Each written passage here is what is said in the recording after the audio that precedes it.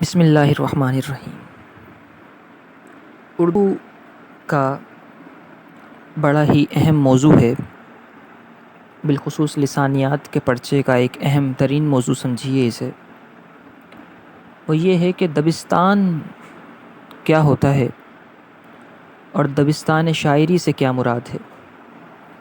اردو کے جو معروف دبستان ہیں وہ کون سے ہیں اور دبستان کی خاصیتیں کیا ہوتی ہیں۔ دبستان کا لفظ بہت سارے لوگوں نے سنا بھی ہے اور ہم سے یوں بھی بہت سے لوگ پوچھتے رہتے ہیں کہ دبستان کا لفظ بڑا آتا ہے لیکن سمجھ نہیں آتا کہ دبستان ہے کیا۔ آج کا یہ لیکچر دبستان اور دبستان سے متعلقہ تمام سوالات کے جوابات دینے کے لیے کافی ہو جائے گا انشاءاللہ۔ اہم موضوع ہے، توجہ سے سنیے گا۔ دیکھیے، دبستان کا مطلب ویسے تو ہوتا ہے باغ، لیکن شاعری کا باغ اس سے کیا مراد ہے؟ دیکھیں، ہر مضمون، ہر سبجیکٹ کے اندر جب ترقی ہوتی ہے تو لوگوں کی مختلف رائے اس سبجیکٹ کے متعلق آتی ہیں۔ سائنس کے اندر آپ دیکھ لیجئے، دنیا کے حرکت کرنے یا نہ کرنے کے بارے میں دو نظریات ہیں۔ سائنس کہتی ہے کہ سورج کے گرد زمین گھومتی ہے، زمین سولر سسٹم کا حصہ ہے اور زمین اپنے آربٹ میں سورج کے گرد چکر لگاتی ہے۔ یہ سائنس کا نظریہ ہے۔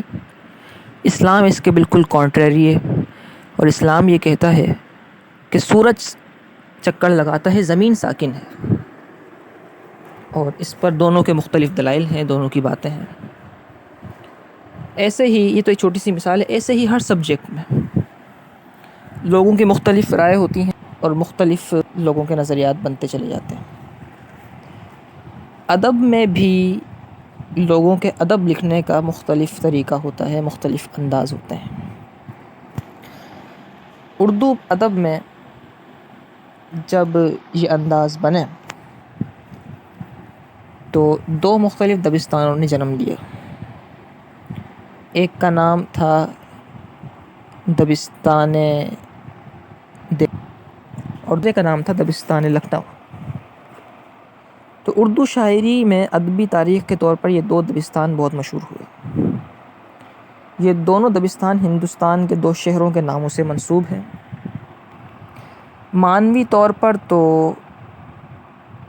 ان کی بنیاد تو اردو شاعری کے ساتھ ہی پڑ گئی تھی، یعنی دبستان لکھنؤ کی اور دبستان دہلی کی جو بنیادیں ہیں وہ اردو جب بنی تو اس کے ساتھ ہی اس کی بنیادیں بھی پڑ گئیں، مگر باقاعدہ ان دبستانوں کا آغاز برصغیر میں 18ویں صدی سے ہوا، جب مغلوں کی حکومت ہندوستان میں انحطاط کا شکار ہوئی اور حکومت مسلمانوں کے جو ہے وہ ہاتھ سے گئی۔ اس کا آغاز ہوا ان دبستانوں کا، اور اس وقت آغاز ہوا کہ جب صوبوں کو خود مختاری ملی اور مرکز سے علیحدگی کا اعلان کیا صوبوں نے، اور پھر سیاسی طور پر دلی پر حملہ آور آئے، مغلوں کے داخلی تنازعات ہوئے، معاملہ خراب ہوا، اور شب و روز کی تنگ دستیاں وغیرہ وغیرہ، یہ سارے معاملات جو تھے، انہوں نے، اس نشیب و فراز نے سیاسی زندگی کے اردو کا دبستان دہلی بنا دیا۔ وہ کیسے؟ وہ اس طرح کہ یہ دلی کے آس پاس کے جو لوگ تھے اور دلی کے رہنے والے جو لوگ تھے، انہوں نے جب شاعری کی تو ان کی شاعری کے اندر ایک خاص قسم کی چیز پیدا ہو گئی۔ تو ان کی شاعری پڑھتے ہی سمجھ میں آ جاتی ہے کہ یہ دہلی کے لوگ ہیں اور یہ دبستان دہلی سے تعلق رکھتے ہیں۔ اس کے بالکل متوازی دیکھیے تو لکھنؤ کے اندر دبستان لکھنؤ پھلا پھولا، اور وہاں کے جو شعراء ہیں ان کے کلام کو پڑھ لیں تو سمجھ میں آ جائے گا کہ یہ لکھنؤ کے ہیں۔ دلی کے حالات میر سودا اور میر درد یعنی متقدمین شعراء کے زمانے سے ہی زوال پذیر ہو گئے تھے، اسی لیے دلی کے متعدد شعراء دلی سے رہائش چھوڑ کر لکھنؤ چلے گئے تھے۔ لکھنؤ میں امن تھا، سکون تھا، اور عیش و عشرت کا دور دورہ تھا، بلکہ میر تقی میر کے ناخ سخن کہلاتے ہیں، ان کو حالات کی زبوں حالی نے دہلی چھوڑ کر لکھنؤ کا رخ کرنے پر مجبور کر دیا تھا۔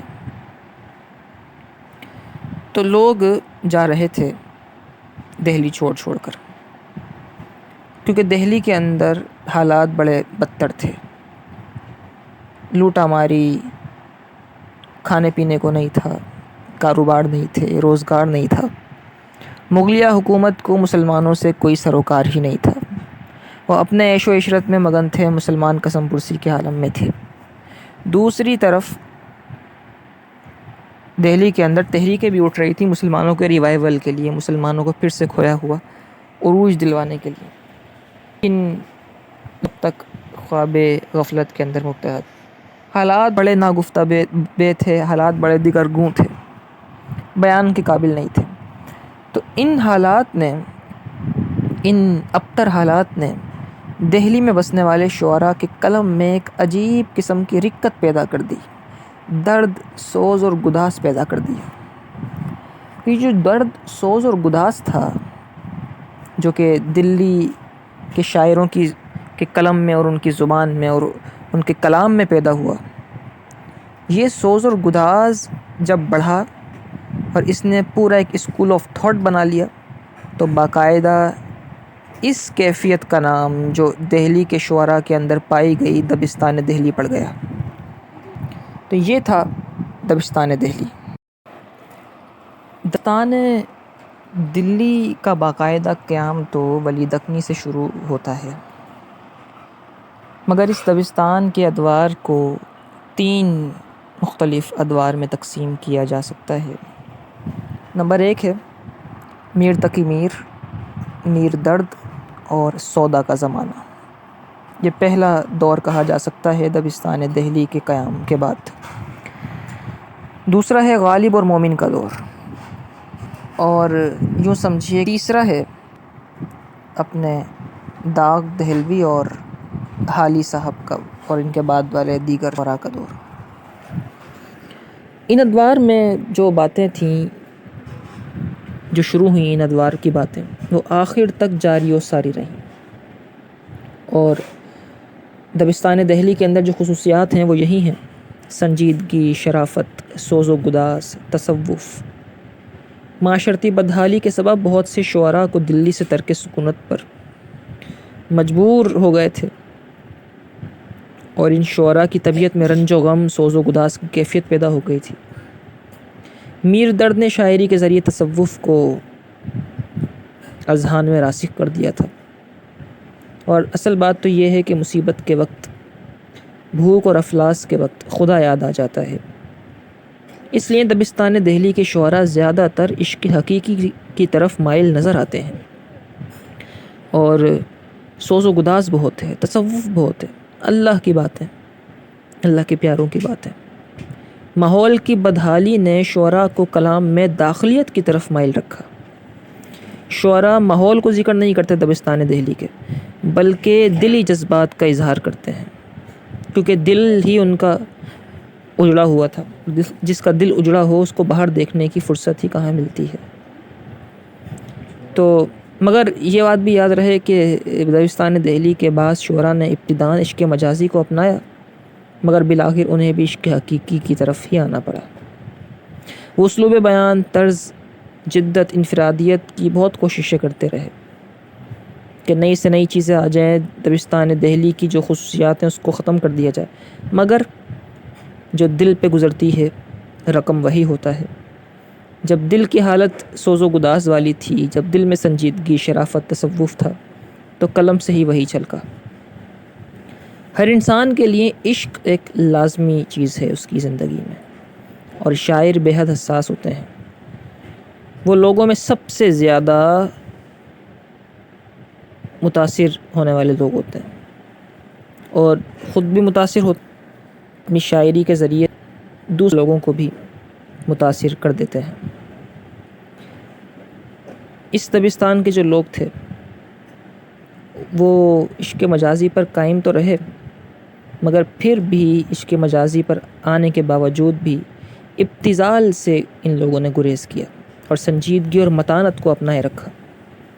انہوں نے عشق مجازی میں سوز اور تڑپ کے مضامین پیدا کیے۔ دلی میں عورتیں پردہ کرتی تھیں، ویسے ہی ان سے عشق کرنا، ان سے میل جول معیوب بات تھی، اور عورتوں کے بارے میں بات کھل کر کہنا وہ اچھی بات نہیں سمجھی جاتی تھی، بلکہ قابل مذمت سمجھا جاتا تھا۔ اس لیے دبستان دلی کے جو شعراء ہیں وہ عشق مجازی میں بھی احتیاط کا دامن ہاتھ سے چھوڑتے نہیں ہیں۔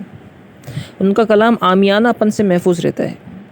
بلحوثی کو انہوں نے ہمیشہ بری نظر سے دیکھا ہے، شعر کا دامن ناپاک ہونے نہیں دیتے، اور یہی دلی کا مزاج ہے، یہی اس دبستان کی روح ہے، اور یہ اس دبستان کی خاصیتیں ہیں کہ یہاں پہ ادب ہے، احترام ہے، پاکیزگی ہے، سنجیدگی ہے، متانت ہے، سوز و گداز ہے، تصوف ہے، اللہ کے پیاروں کی باتیں ہیں۔ اور اس کی وجہ کیا ہے؟ وجہ میں بیان کر چکا ہوں، حالات کی خرابی ہے، دلوں کی دنیا اجڑنا اس کی وجہ ہے۔ چند شعر میں بطور جو ہے وہ استشہاد کے، یا یوں سمجھیے کہ بطور مثال کے چند شعر دبستان دہلی کے پڑھ دیتا ہوں۔ ہماری جو باتیں ہیں، اتنی ساری باتیں ابھی کہی ہیں کہ دبستان دہلی کے اندر سوز و گداز بہت ہے۔ اس ساری کی ساری باتیں ہماری سچ ثابت ہو جائیں، کیونکہ اگر مثال دے دیں گے تو مثال سے چیز واضح ہو جاتی ہے، اور ابھی تو صرف دعوے ہی کیے ہیں، دلیل کے طور پر شعر بیان کر دیتے ہیں۔ میر درد لکھتے ہیں، جگ میں آ کر ادھر ادھر دیکھا، جگ میں آ کر ادھر ادھر دیکھا، تو ہی آیا نظر جدھر دیکھا۔ تصوف کی باتیں ہیں، اور ایسی باتیں وہی کر سکتا ہے جس کا دل بڑا ٹوٹا ہو۔ اس کے بعد مرزا غالب صاحب چچا حضور فرماتے ہیں، ہر جز جلوہ یکتائی محبوب نہیں، ہر جز جلوہ یکتائی محبوب نہیں، ہم کہاں ہوتے اگر حسن نہ ہوتا خود بھی۔ میر تقی میر فرماتے ہیں، یاد اس کی اتنی خوب نہیں میر باز آ، یاد اس کی اتنی خوب نہیں میر باز آ، نادان پھر وہ جی سے بھلایا نہ جائے گا۔ میر درد نے ایک اور مقام پہ لکھا ہے، ہر چند عشق میں ہیں ہزاروں ہی لذتیں، ہر چند عشق میں ہیں ہزاروں ہی لذتیں، لیکن عجب مزہ ہے فقط دل کی چاہ کا۔ یہ وہ خاصیتیں ہیں جو ہم نے مثالوں کے ذریعے سے دبستان دہلی کی بیان کر دی، اور مجھے یوں لگتا ہے کہ اب دبستان دہلی کے خد و خال اور دبستان دہلی کی خاصیتیں وہ مکمل طور پر واضح ہو چکی ہوں گی کہ دبستان دہلی وہ دبستان ہے اردو کا کہ جس کے اب ضروری یہ بھی نہیں کہ جو دہلی میں رہتا ہو صرف اس کے ہی کلام میں دبستان دہلی کی خاصیتیں آئیں، بلکہ یہ مکمل ایک اسکول بن چکا ہے۔ دبستان دہلی اسکول آف تھاٹ بن چکا ہے، نظریہ فکر بن چکا ہے۔